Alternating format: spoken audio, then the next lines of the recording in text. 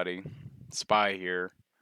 I was gonna log on to Elder Scrolls Online tonight and record you guys another guide. However, seems that the servers are down, for I think, and I don't know yet, but maybe it might be better to go back to our roots and maybe let's do a guide about some old things, just something a little weird, you know. And let's do it. Let's go back to our roots, and don't forget to watch the rest of the video. I guess this is what we're doing. Uh, we're just we're not gonna do Elder Scrolls Online this week, I don't think, and and it's all down to this one time slot for no reason at all ever. I kind of just want an excuse to go back, if I'm honest. So let's forget what we were doing here.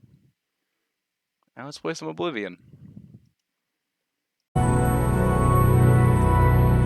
I always forget how loud this game is as soon as you start it up. Holy crap. Man, blow my ears out, huh? I'm sure you guys you probably heard it a little better. Either way, we're still gonna do a guide kind of video. So I want you guys to know that. Now, my Oblivion has been modded to hell. And so not all of this will look the same as if you were to just start the game as you normally would without any mods. Now, one of these times we are wanting to do a modding guide, and I think that has some very big interest from a lot of people. Like, I don't know how many of you guys play other games other than Elder Scrolls Online, but me myself, Elder Scrolls Online is just one of the many, many, many games that I enjoy every single week. And I think I would really like to just take this time to I'm gonna fix the audio some more and more. I think I'm gonna turn down the master volume just really low. Um, I think it would be really fun to just go back to another game, a game we haven't played on this channel, a game we haven't talked about.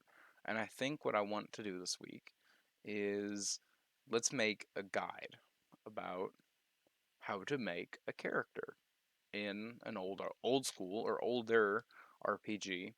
And I think this is a good starting point.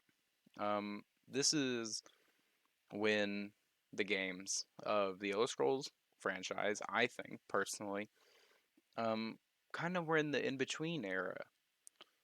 You have a lot of weird design philosophies that came from Morrowind, but at the same time, it has all been streamlined a bit more. And I think if they had a couple more years, they probably would have produced something more Skyrim-y. And and I think that is a really good starting point. Is RPGs really changed between Skyrim and on. Once Skyrim launched, a lot of games started to do these streamlining features. Making combat easier typically is one of them, but I don't think combat is necessarily the most important part of all of it.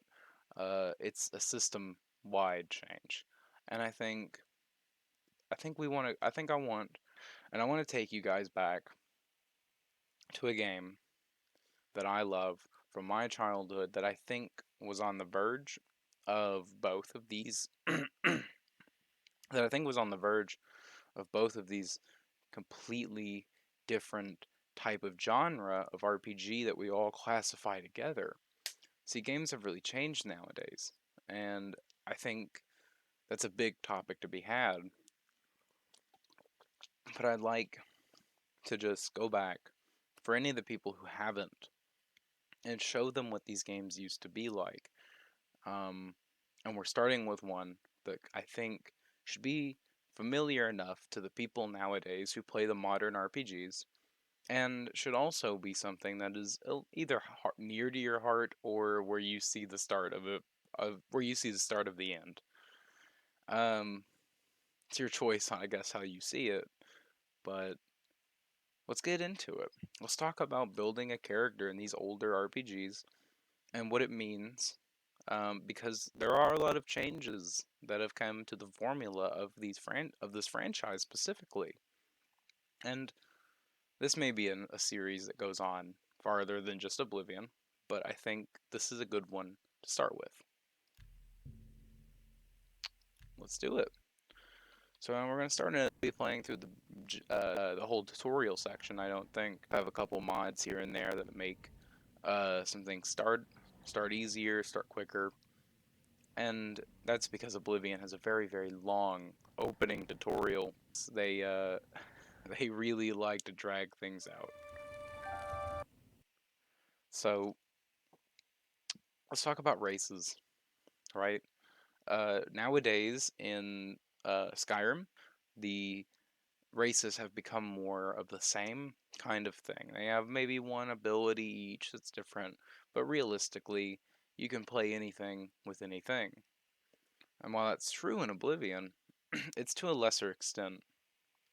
Um, Imperials, are better at certain things than others, and High Elves are definitely better at magic if you can take the weaknesses that they get as well. And I think this is the most important part of character creation. I think it is also the same in Elder Scrolls Online, and that's why I'm very happy to play Elder Scrolls Online, is because it used to mean different things depending on what you wanted to play and who you were as a person in the game and the world around you. That mattered. It matters more in Elder Scrolls Online and in this game than it does in Skyrim or many of the other multi $1 million games that have come out recently that have kind of felt all the same in some ways. So let's go through it. So we have the Imperial race here. Now I think I have a couple mods that may conflict with some of it, but it's okay.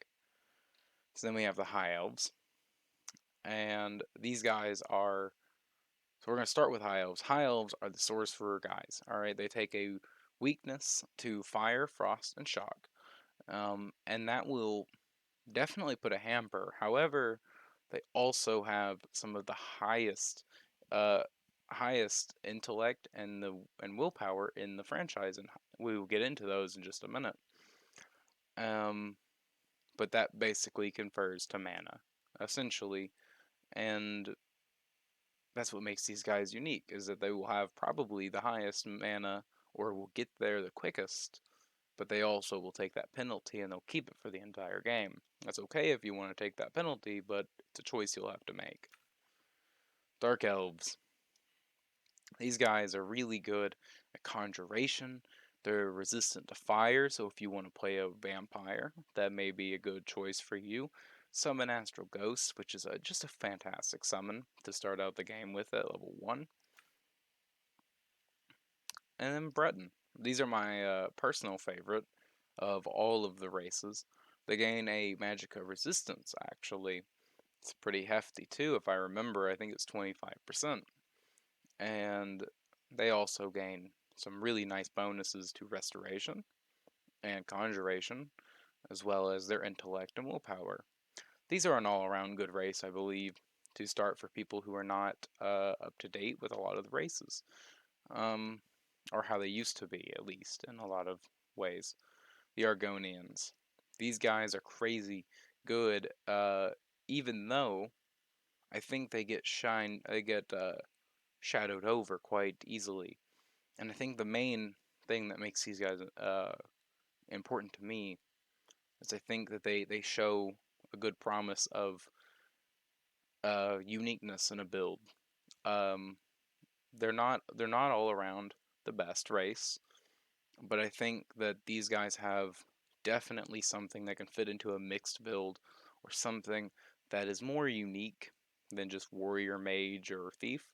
These guys they're kind of multi-classing in a way because of the natural immunities to disease and poison, which are not necessarily powerful, but they can breathe water as well, and it's just a good overall small bonuses I think that do make make a difference. Not entirely, but if you think about it, your warrior no longer will need to use a spell or a potion to breathe underwater in case you need that.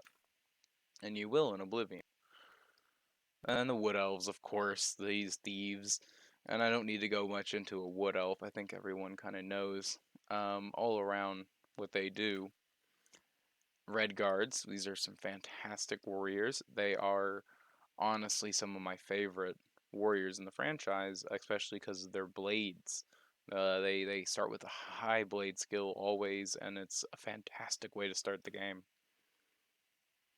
Let's go into orcs. Orcs are a similar way. They're more built around their constitution, however. So you're going to be pretty strong, and you're going to be really hardy as well. Oops. And then we have the Nords. Well, I think we've all played Skyrim enough time to know that Skyrim belongs to the Nords. They're a fantastic warrior race, and they also have a resistance to cold. And okay, that is a modern one. So let's pick one I think would be a good start. We're gonna go with Breton, and we'll just randomize it. Why not? You know what? That'll work. And we'll make his age a little younger. Give him a little bit of beard. Let's do that actually. And we're gonna name him something. We'll name him Eric. Or you know what? Let's go with we'll name him Spy. We have Spy here. So now let's get into birth signs. This was an old system that I believe has really kind of been forgotten. It used to be more important because you'd pick these only once. However, in Skyrim, they are taking the place of what would be the waystones. The big stones of warrior, thief, mage are the ones that you pick outside the gate of Helgen. Um, or in Elder Scrolls Online, the giant Mundus stones. These are essentially the same thing. However, they have been changed quite a lot over the era, and I think it's interesting to go back and really look at it all. So, the Apprentice gives us a 100-point bonus to our Magicka attribute, but gives us 100% weakness to Magicka. Now, while that Magicka bonus is definitely significant, and we will stay with it for the rest of our game as we will with all of these, I think the 100% may be a bit much for us. We did just pick a Breton for the Magicka resistance, however, so that's good. We could take it and take less damage overall than we would normally, but I think let's go on and we'll look at some of the other things that are very important as well. The Lady. This will give us a blessing to our willpower and endurance. Willpower is our magicka regeneration, and endurance is our health pool. Fantastic start to the game, honestly. I mean, you will eventually be getting these leveled up, but I think it's important to get as many bonuses as you can at the start. This game is exceedingly brutal, especially in the later levels, and I think getting that head start will really, really show good for this character. The mage, you get a 50-point bonus, and you don't take any of the negatives. Now, that's a pretty standard, I think.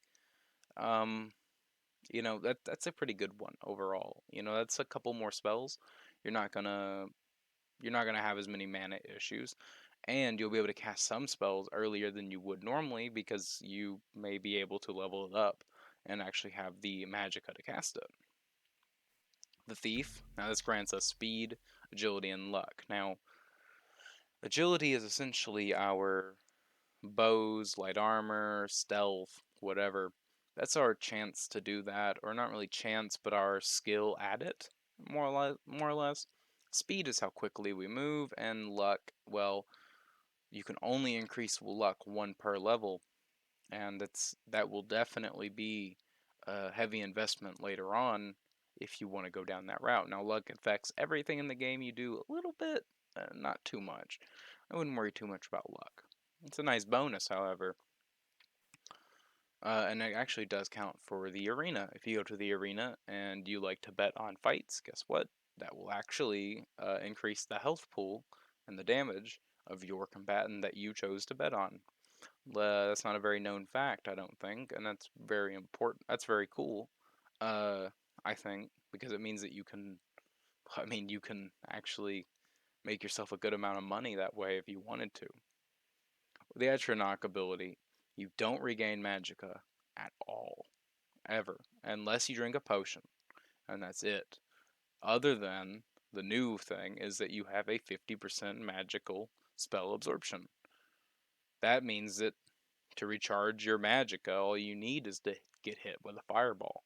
And if you're a conjuration, if you pick conjuration as a starting skill, you'll have, you should have, I believe, or can get a summon that will shoot a fireball at you, and that'll work for it. You also gain a base magicka of 150 for this, which is a massive bonus and payoff for such a very difficult thing to go around. Now we can go down all of these and go through them all, but I think I'm going to go ahead. I've shown a few of every type, and I would like to go ahead and just pick Atronach for this character. Now, let's talk about your word stats and what they mean. See, this is something that's no longer in Skyrim, and I do miss it. I miss it because it's a difficult system because of the way that the Elder Scrolls has handled level up since the beginning, but I do think that it works in its own weird way. So strength is how much you can carry, how much fatigue you have, and how much your melee weapons do. Intelligence is your total magicka. Willpower is your fatigue is increased as well a little bit, but it's how much you regenerate magicka. Um, Agility is your total fatigue and also your balance, essentially. How much you can shoot with bows, your security, your sneak, your marksman, stuff like that. It's all wrapped into that. Speed, how fast you are. Endurance, which is your fatigue. Again, you can see a lot of things increase your fatigue, and it's because it's very important in this game. Your health, and how much your health will increase whenever you level up. Um, Personality affects how much people like you. That's just for information and talking to people, selling things. That's a lot of what you do in these games. And luck has no effect. It has an effect on everything you do, but garners nothing, no bonuses from any skills.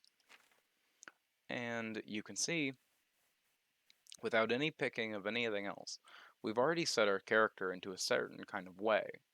And that way we've set our character is around a mage already.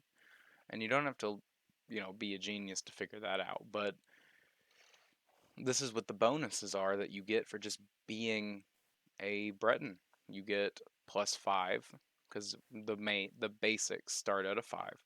You get a +5 to alchemy. You get a +5 to alteration, a +10 to conjuration, +5 to illusion, +10 to mysticism, a +10 to restoration, and that really does, it sets us in a weird path, because that's no matter what we do from here, right? Let's say we choose to be a bladesman who wears heavy armor, we'll always be just a little bit ahead on our conjuration, um, because like we started that way. We started in a way that can lead us to higher damage thresholds, higher levels, higher everything else, and we can do it in multiple ways. Now there are two different ways to building a specialization or a class in this game. The one is the min-max way. I don't think that's fun. I think there's a balance, but I do think we should go into what I would recommend for building your first mage character, because that's what we're starting here. So we're gonna go back actually. We're gonna pick magic as our specialization. Get +5 to increase, and you increase the skills faster. What skills? Alteration, alchemy, conjuration, destruction, illusion, and mysticism, and restoration. You level them up faster. That's fantastic.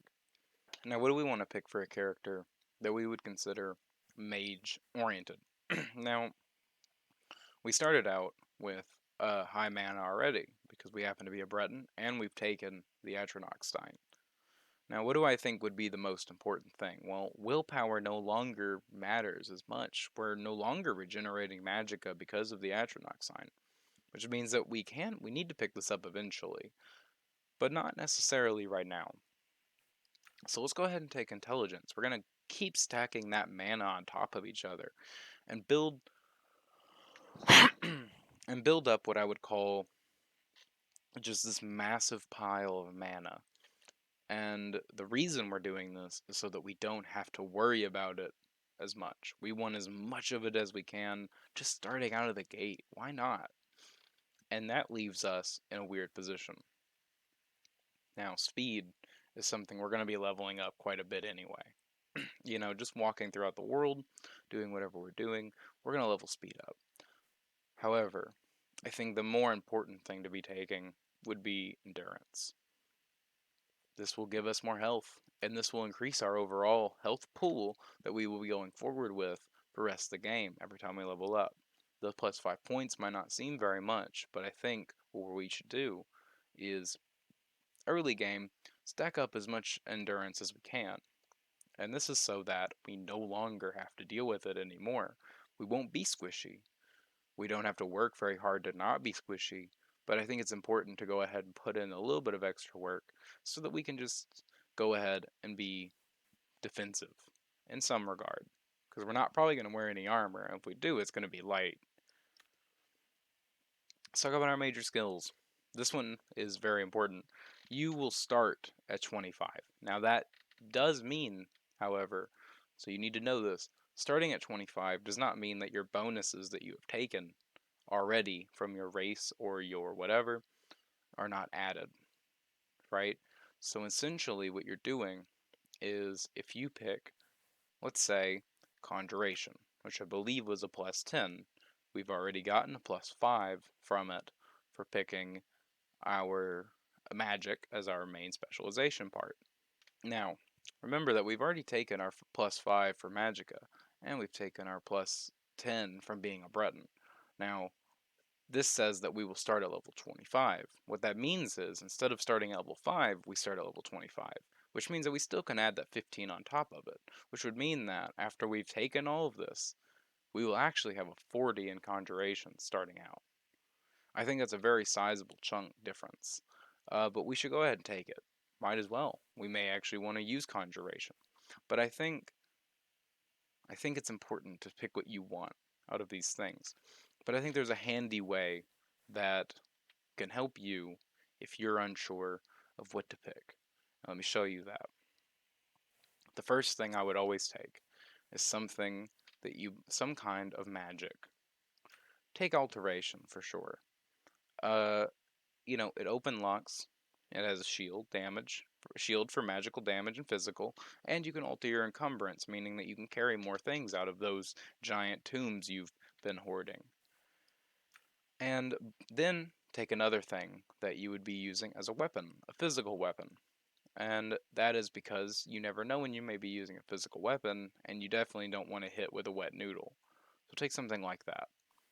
Then, what I would go on about is I would try to take go down your specialization, and take what else you want. So we're going to take Destruction, because we're playing a mage.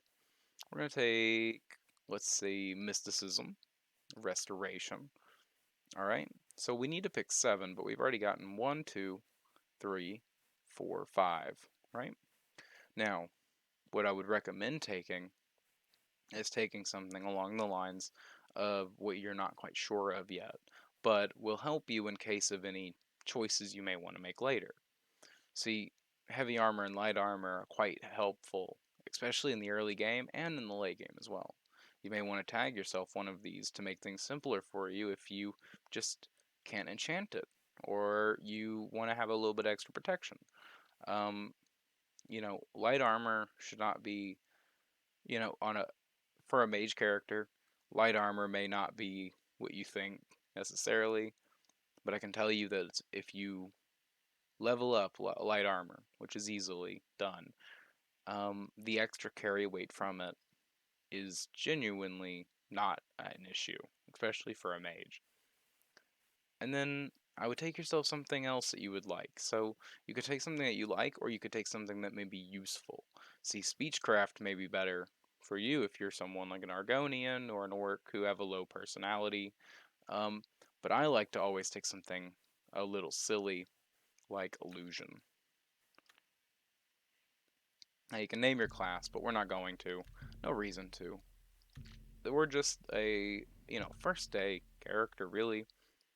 Now this right here is not in the base game. So we're just going to go ahead and, yes, I am very wealthy. No. We're going to go ahead, and we're going to be done with this. We're going to leave and go to the Imperial City so I can show you what we have done.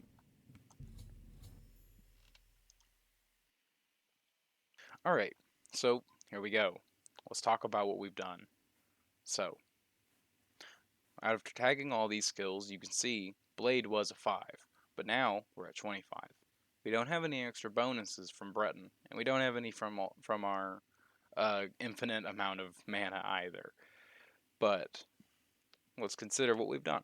We've set a character up to be able to wear light armor, use a blade, use 1, 2, 3, 4, 5 types of magicka quite well actually, and with some decent level of effectiveness genuinely, with a lot of new spells to like close to leveling up to. Like we're halfway there to being done, almost with these two, level 10 levels up on it. That's 2 levels each, and by level 4 essentially, we'll be ready.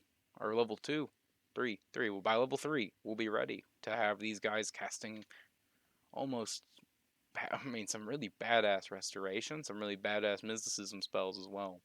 And these ones aren't too far back either, only 15 points each. So if you look at it, we really did set ourselves up for success here. However, we do still have detriments. I mean, we can't really wear heavy armor. Our hand to hand is horrible.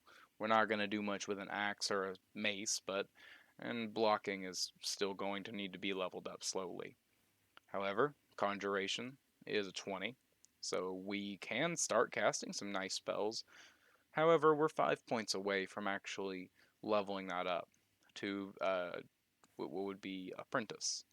So we're not far off from apprentice, and we're starting out with a good set, as well as alchemy, which I think in Oblivion is not as good as other games in the franchise, but it's okay.